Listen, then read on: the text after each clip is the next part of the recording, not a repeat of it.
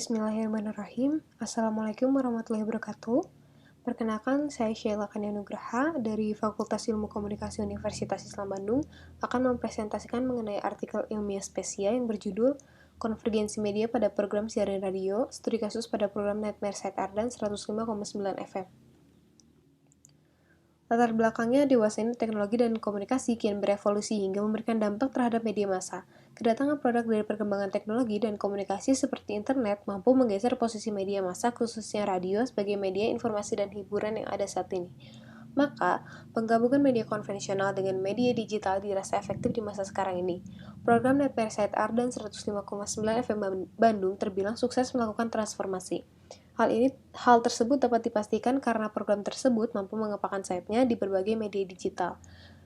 Seperti yang kita ketahui bahwa konvergensi media sudah diterapkan dengan adanya dengan penggabungan media massa dengan media baru menjadi daya pikat radio yang bersifat santai sehingga melancarkan proses komunikasi yang bersifat satu arah menjadi dua arah.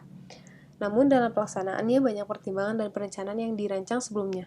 Sehingga fokus penelitiannya adalah bagaimana konvergensi media pada program siaran Nightmare Site Ardan 105,9 FM Bandung.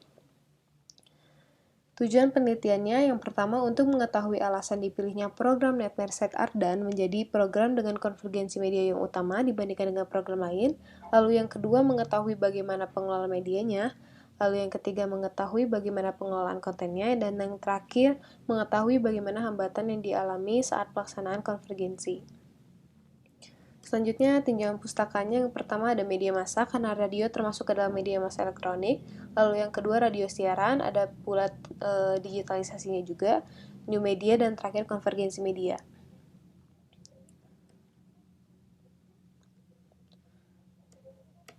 Selanjutnya untuk hasilnya, yang pertama, alasan dipilihnya program Nightmare Site dilihat dari dua sisi. Yang pertama kelebihan, yang kedua pertimbangan khusus.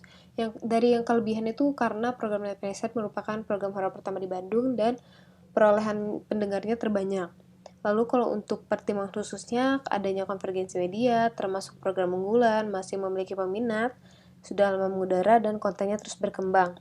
Peminatnya bisa dilihat dari followers sosial medianya, lalu viewersnya juga, lalu untuk kontennya sendiri dari audio saja menjadi audio visual. Selanjutnya pengelolaan media, yang pertama orang-orang yang terlibat ada admin sosial media, graphic design, admin Spotify, kameramen dan editors, juga operator. Media unggulannya ada radio streaming, radio, lalu YouTube dan Spotify. Untuk perubahan pola kerja pasti ada.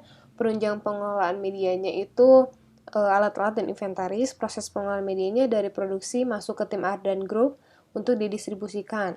Lalu pengawasannya dilakukan oleh pemilik program, yaitu program Nightmare Site. Untuk pengelolaan konten, yang pertama ide konten itu oleh produser, orang-orang yang terlibatnya ada announcer, produser, dan sound designer. Untuk bawaan programnya ada produknya itu ada audio visual dan audio saja yang didistribusikan ke sosial media dan platform digital lainnya. Untuk promosinya dilakukan di berbagai sosial media Ardan, program, dan juga sosial media penyiar. Proses typing dan syuting di slide selanjutnya, perubahan pola kerja pasti ada karena ada tim Ardan Group juga yang masuk. Komunikasi dengan manajemen Ardan pun selalu ada pula kerjasama film. Pengawasan pengelolaan konten itu dilakukan oleh supervisor. Untuk inovasinya itu akan ada konten terbaru dari Nightmare Site berupa film pendek. Proses taping dan syuting. Untuk taping pertama kali cek email dan dibuat skrip radio, lalu taping suara, masuk ke sound designer untuk efek, lalu operator sampai akhirnya disiarkan. Sedangkan untuk syuting, koordinasi geser yang pertama, produksi, editing, dan cek ulang. Untuk hambatan dari pengelolaan media, konten, dan informan pendukung lebih di teknis saja, sisanya overall sudah baik, sehingga solusi yang dimunculkan adalah manage, maintenance, dan evaluation. Manage bagaimana memanage produksi yang sudah ada, maintenance memelihara prestasi dan segala bentuk inovasi yang ada, dan evaluation adalah evaluasi terhadap hambatan yang telah dialami. Sehingga muncul kesimpulan yang pertama untuk alasan program Nightmare Site itu dilihat dari kelebihan dan pertimbangan khususnya. Untuk pengelolaan medianya, orang-orang yang terlibat, media unggulan juga ada, terjadi perubahan pola kerja, butuh penunjang untuk pengelolaan media, ada proses juga, lalu ada pula pengawasan. Sedangkan untuk pengelolaan konten, penambahan orang yang terlibat, ada produk baru, lalu ada perubahan pola kerja, ada komunikasi antar manajemen dan juga kerjasama freelance, dan pengawasan juga inovasi. Sedangkan untuk hambatannya, hampir seluruh hambatan itu di bagian teknis saja. Sedangkan untuk solusinya ada manage, maintenance, dan evaluation.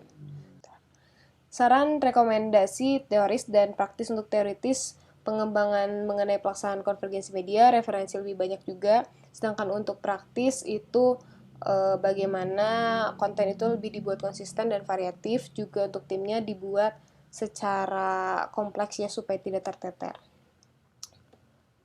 Sekian presentasi dari saya, mohon maaf bila ada kesalahan kata, perbuatan. Terima kasih. Wassalamualaikum warahmatullahi wabarakatuh.